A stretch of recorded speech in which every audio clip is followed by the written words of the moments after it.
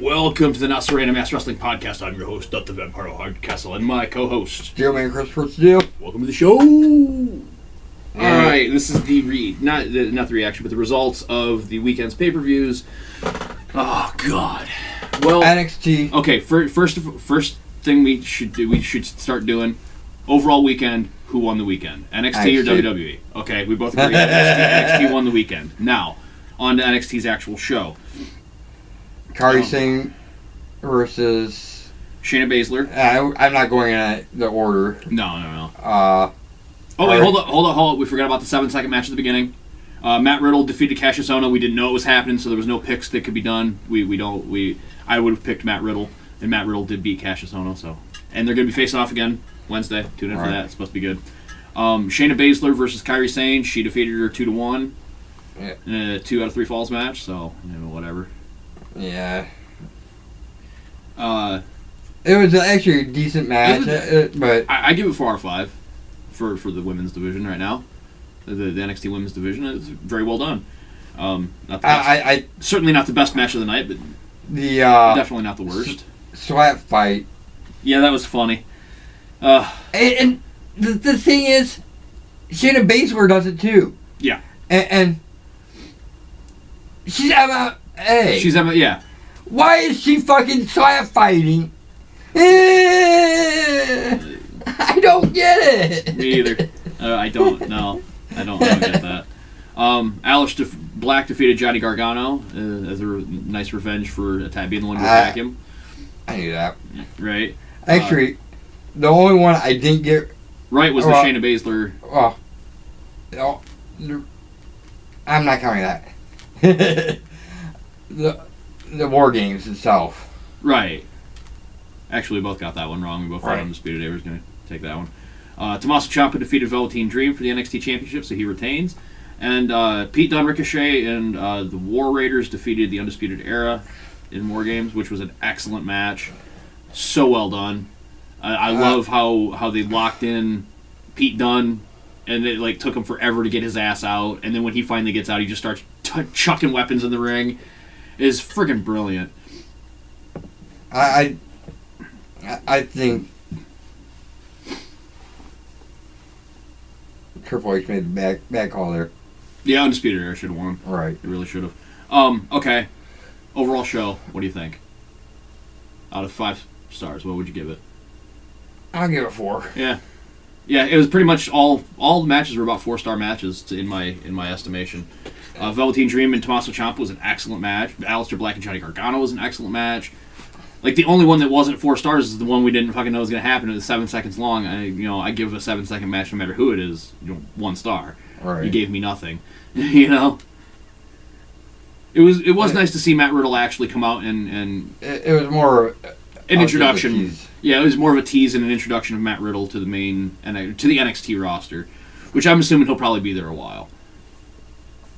Right. I actually think Cassius Ohno should have won. No. Actually, Cassius Ohno's going to win on Wednesday. He's going to just destroy him on Wednesday in revenge. Right.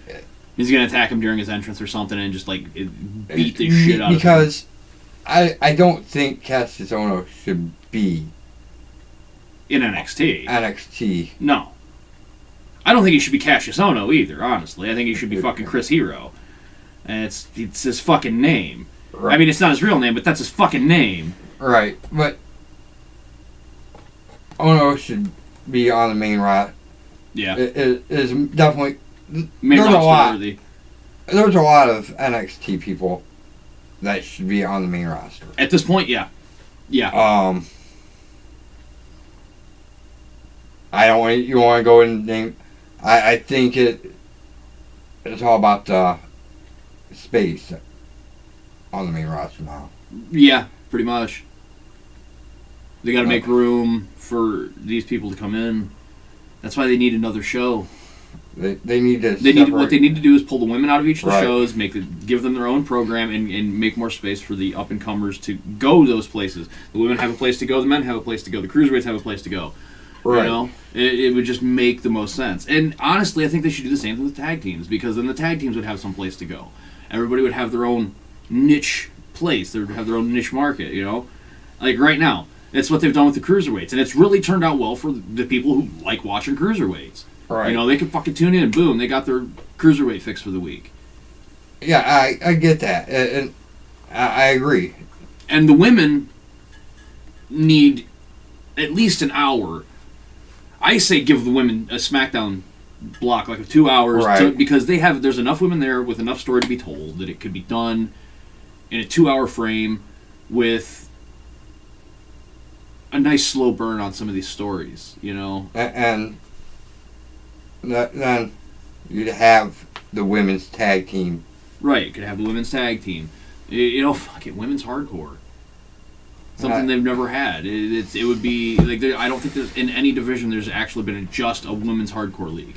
Women have won hardcore titles in other places, but it's like, no, they need their own because they've done everything else. All right, I get that, but just the women's championship and a women's tag would be fantastic.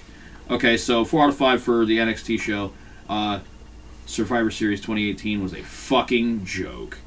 The only match SmackDown won didn't count because it was on the pre-show, which is bullshit. Right. The Cruiserweight match should have been on the pre-show. All of the SmackDown versus Raw matches should have been a part of Survivor Series. It's just how it should have fucking been. The pre-show match, the only SmackDown win. Yep. Was the 10 on 10. Technically, 11 on 10. Because one of the dudes in Lucha House Party tweaked his knee and dropped out and let the other one fucking hop up in his place. And the ref allowed it. It's simply because he did tweak his knee and they're still not sure if he's injured or not. So it could have been a lot worse than what they thought. So he was just taking the safe route. It actually made the most sense. Can't ride him too hard on that. But even so, the team with 11 people still fucking lost. But none of the SmackDown teams or Raw teams are worth a fuck. No, they weren't. How they won, I have no idea. No, Raw lost. Oh, you mean in the tag team things. I meant in the overall SmackDown, or right. In the overall Raw vs. SmackDown thing. Like, the Raw teams were shit. Seth Rollins shouldn't have won. Yeah, we'll get to that. Next on the card was the women's 5-on-5, Team Raw versus Team SmackDown. Alexa Bliss was the captain. She chose Mickie James, Nia Jax, Tamina. And then Nikki Cross and Natty did not want to be on the same team with each other. Or not Nikki Cross. Ruby Riott and Natalya did not want to be on the same team with each other, so they got dropped in place of Bayley and Sasha Banks. So, fair enough. Team Raw won. Pretty much can say that for all the matches. Team Raw, it's clean sweep, so I'll just kind of gloss over those. The Champion vs. Champions match, Seth Rollins defeated Nakamura. The Tag Team Champion vs. Champion match, AOP defeated The Bar. In the only non... That was because Drake Maverick pissed himself. Yeah, you can see the apparatus that they used for it to go off. But like he runs into Big Show and Big Show just grabs him by the throat and holds him up against the ring ropes and he just starts pissing himself. And like Cesaro and Sheamus are like, what the fuck's the... Okay. And they're laughing about it and get beat. Sheamus in particular, I do believe. Buddy Murphy defends his title against successfully defended his title against Mustafa Ali in the only non-Raw SmackDown match, and is a nice 205 live match, a nice little breather. It was an excellent fucking match. Did you watch it? Yeah. That part in that one? Watching that one? Ronda Rousey is pretty much the only one I really missed. And you missed a hell of a good match, actually. It was more competitive than I thought it was going to fucking be, and like Charlotte looked like she was going to be losing, and just like out of nowhere blast her with the cane. In the 5-on-5 men's, Team Raw beat the hell out of Team SmackDown. There's a lot of infighting on the Team Raw team. Team Raw. That should have been the other way. Yeah, SmackDown should have won that. I think Miz should have became the sole survivor. And help push him as to the face. Yeah. Because him and Daniel Bryan are... I honestly think Shane should have not been legal when they were doing the attack on Braun, and had Braun be legal, so when he dove through the tables and there would have been a definite 10 count, Shane wouldn't have been eliminated, but would have been technically responsible for the elimination of Braun Strowman. But yeah, that didn't happen. Ronda Rousey defeated Charlotte Flair by disqualification. Charlotte Flair unloaded on Ronda, just destroyed her. Let's see. She just beat the hell out of her with a kendo stick. There's welts all over her body in the long run. She takes a chair and wraps it around her neck and then stomps on it. I've seen that. But before that, she did the natural selection, that rolling stunner move. But she, instead of grabbing her neck and like hitting the move, she just pushed her head forward right in to the fucking chair, and then just like kind of flipped right over as she did it. And it's like, God, and you could hear Ronda's head hit the chair. There was nothing in between. It's just crack of that head to chair. Ooh, and it made me go, oh shit. I think it's good for Ronda. Oh yeah. To get her ass whooped like that. Catch some lumps. Just humble her. Oh yeah, I don't disagree at all. She needs to be. She is an overhyped rookie. Alexa Bliss wasn't bullshit. She's an overhyped rookie. Now on to the match that honestly I think is second match of the night under Nakamura and Rollins, and that's Lesnar and Bryan, because I was not expecting it to be that. I was expecting maybe if it was going to be good, it would be Daniel Bryan cheating right off the rip and like getting an advantage on Brock. Didn't happen. Daniel got the shit beat out of him by Brock Lesnar for a good 10 minutes. At least 5. I was going to say about 5 of the first 5 was like Daniel running away to piss Brock off. And then 5 minutes of... About 5 minutes of him getting the shit stomped out. That first German suplex, I was legitimately scared for Bryan because he landed right on his fucking head. Like, no shoulders, right. No neck. He landed right on his fucking head and just kind of skimmed back to the fucking thing. Like, even Paul was like, oh God, we killed Daniel Bryan. He's getting checked for concussions right now. Oh, dude, yeah. Dude, he was getting checked for fucking concussions as soon as that match ended. They were probably fucking running the beginnings of the tests with the referees. You know, how many fingers am I holding up? But with his history of concussions, right, he gets checked after every match. Right, and what scared me the most, though, is like the look on his face. He's either a really good actor or he was seriously fucking dazed. Because, like, he looked whacked out of his fucking mind. At certain points in that, like he no desperation, no selling anything, just like I have no idea what's going on. Here I go again. Woo! Hey, landed. Digga. And then Brock Lesnar tried for the F5. Well, no, he hit the F5. No. Oh, the ending, yeah. Well, the semi-ending, the comeback. The comeback. He goes, hits the F5, and Daniel's legs clip the ref, and Daniel lands on his feet. Straight up ball kick to Brock and just starts beating the shit out of Brock, man. I thought Daniel had it. I was literally sitting right here going, please tap out. Please tap out to the S-Lock. You have it. He's in the middle of the fucking ring. You have this. And then it got turned into some kind of triangle and Brock just goes, whoop. Oh, the first time he broke it. He broke it once and Daniel's just like, fuck you, asshole! And then locks it on again. And, like, Brock is really, like, I think Brock really enjoyed doing this match because at the end, after he won, he just kept looking back at Bryan with this smile, like, nodding, like, fuck, I want to have a Mania match with you. When I leave, I'm leaving against him. Is what I definitely see that being Brock's final match. He's losing the Universal title to Daniel Bryan. Then that'll probably be like another year. Yeah. Not this. No, it won't be this WrestleMania. This WrestleMania will be Miz versus Daniel Bryan, and this is the year of the Miz. This is honestly Miz's like when they put the title on the first time was way too early. This is the time to put it on him, and he can just explode. But I really want to see how he reacts as a face. He's been getting face pops since Talking Smack. Like, people love the fucking Miz since that. Like, when he showed his real ability to cut a promo on the fucking mic. But I really think he's a better heel. Oh, yeah.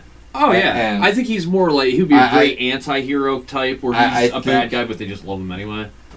I think as soon as he gets the title at like WrestleMania, he turns heel. Yeah, I can see that. I can see him actually turning heel at WrestleMania to win the title. Like, goes in face, wins it with a low blow and a fucking skull-crushing finale. Or, like, holding the tights after skull-crushing finale just to guarantee his win. Or legs propped up on the ropes. Or all three. I can see the Miz just being like, no, I want the Ric Flair trifecta for winning this title. I want to blast him with a chair. I want to steal his finisher. And then I want to win with the figure 4 leg lock. Right. Is that... It's just... Turn him heel at right when you're getting to be, yes, he's a face, I like him, turn him heel. Yep. Like they did with The Rock. I was thinking DDP. DDP as well, oh my god. But no, do it better than DDP. Like, Miz is already a good heel. When they did it with DDP, it was just kind of just fucked his whole character up. Yeah, that I agree with that too. Oh, yeah, hold up. I wanted to go through and do the survivors of each match. Because we did have some sole survivors. The sole survivor in the tag team match was the Usos. Because any time a member of a team was eliminated, the team was eliminated, which makes perfect sense. The women's match, Nia Jax was the sole survivor of. Miss... what are they calling her? Broke your face or something? Yeah, Miss Facebreaker, or the Facebreaker or something like that. The male 5-on-5 Team Raw's remaining people were Braun Strowman, Drew McIntyre, and Bobby Lashley. Survivors. Yeah, survivors. You notice I didn't say Soul Survivor? Because no. But yeah. They call it Soul Survivor on WWE. I'm like... Soul Survivor is one. There's one.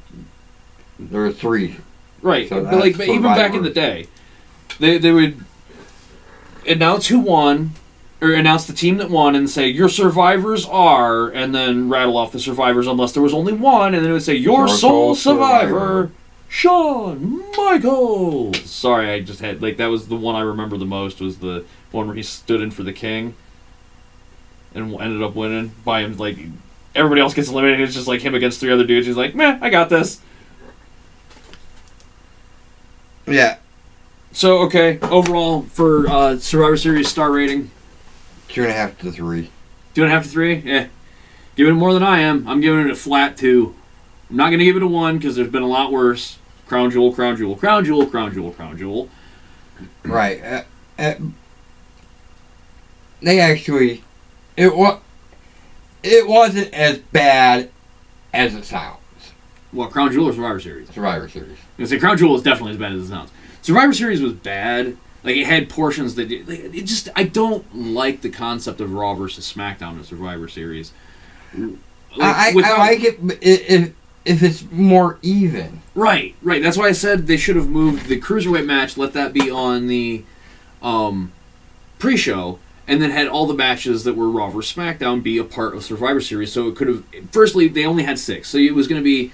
There's no way you could have it to where at the last match it would be 3-3 or 4 or 2-2 or something like that, where there's something riding on that final match.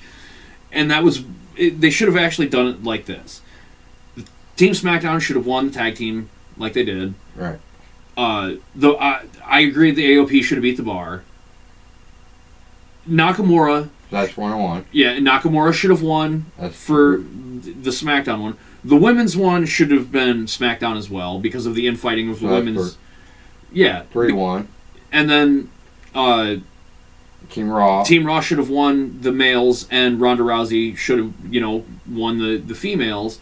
And then the Brock Lesnar versus Daniel Bryan would have had a lot more riding on it. Had a lot more right. Holy shit! This might mean something, and it would also actually help if it meant something for if the show won.